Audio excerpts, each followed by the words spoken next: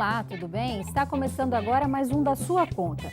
No programa de hoje nós vamos falar sobre o aumento do número de mulheres que fazem compras pela internet.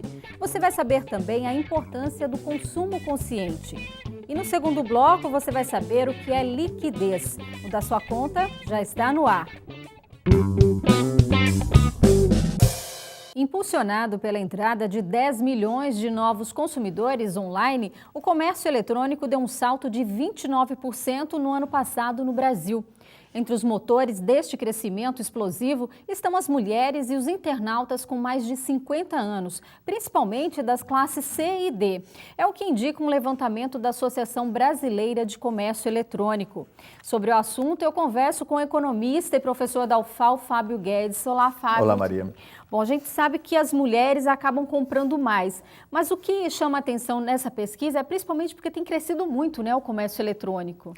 Bem, Maria, esse é um processo que já vem de longa data. Por exemplo, em 94, eu orientei uma monografia na Universidade Federal da Paraíba, em que o aluno ele estava estudando justamente o e-commerce, que naquela época era uma designação que era referente às compras, os negócios feitos na internet.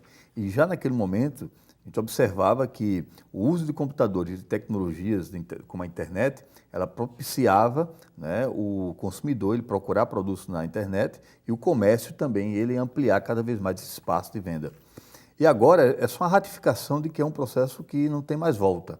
Não é? E no Brasil ele avança ainda mais, como você colocou, o crescimento da classe média, não é? Ou seja, a partir do momento em que você está tirando pessoas da linha de pobreza e indo para a classe C. E além do mais, outro aspecto importante, não é? Que de certa maneira ele está assim, mais em torno dessa discussão, que é a entrada do mercado de trabalho e a independência financeira das mulheres.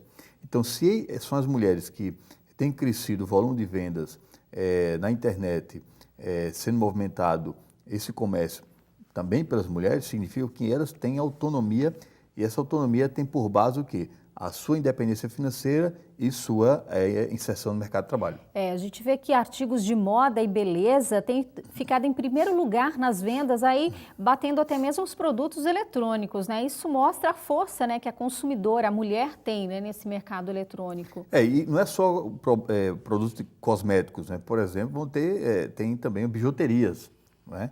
Que é outro mundo comercial que atrai muitas mulheres. E importante dizer também o seguinte, é bom para o comércio porque, relativamente, as mulheres têm muito mais controle sobre suas finanças, sobre o orçamento, não é? E, por exemplo, isso é ratificado quando nós observamos que o programa Bolsa Família no Brasil, quem faz a gestão financeira familiar é a mulher, não é?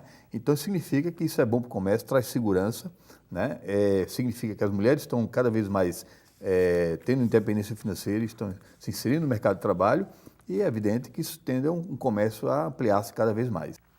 Água e energia são recursos naturais que a cada ano ficam mais escassos, mas a grande maioria da população parece não se dar conta disso e só pensa em economizar quando a situação aperta ou quando a conta começa a pesar no bolso. Adotar um consumo consciente ainda é um grande desafio. Fábio, muita gente não percebe, né? Mas esses gastos, mesmo que pequenos, o desperdício de água ou energia, eles têm um impacto financeiro, ainda que pequeno, né? Maria, e esse desperdício, ele não está apenas no ambiente familiar, no ambiente, digamos assim, mais micro. As pessoas que usam água, por exemplo, vai lavar o automóvel, desperdiçando água na hora do banho, né? Ou seja, a sociedade como um todo, ela tem que se conscientizar de que a água é um bem essencial e está cada vez mais escasso em alguns lugares do mundo. E no Brasil a gente observa, né, que, por exemplo, em São Paulo agora, nós tivemos a pior seca nos últimos 80 anos. E é preciso buscar água em lugares muito distantes, que vai, de certa maneira, ser bancado ou pelo contribuinte, né, ou através do aumento das tarifas de água. Né? E o que levou exatamente essa escassez de água, levou até mesmo a Companhia de Água do Estado de São Paulo a promover uma espécie de campanha de dar créditos àquelas pessoas que economizam água, né, que têm um consumo menor. E o mais importante é o seguinte, Maria, por exemplo, o Brasil, como um país que exporta muito produtos agrícolas, a gente tem que também começar a questionar e a discutir o seguinte: quando nós exportamos, por exemplo, melancia, melão, para o exterior, nós estamos exportando praticamente água. Essa água que é usada, por exemplo, muitas vezes para irrigação, para produção econômica, a nação brasileira ela não cobra pelo uso dessa água. Então a gente está, de certa maneira, criando riqueza, mas em compensação a sociedade não está tendo retorno na forma de quê?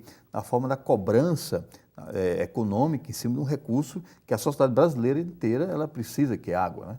Agora, o que a gente vê que é difícil é mudar essa mentalidade, né? Quando a gente fala em consumo consciente, não só dos recursos naturais, mas de todo tipo de produto, né? Você saber fazer escolhas conscientes, pensando não só em si próprio, mas também no meio ambiente, no futuro, né?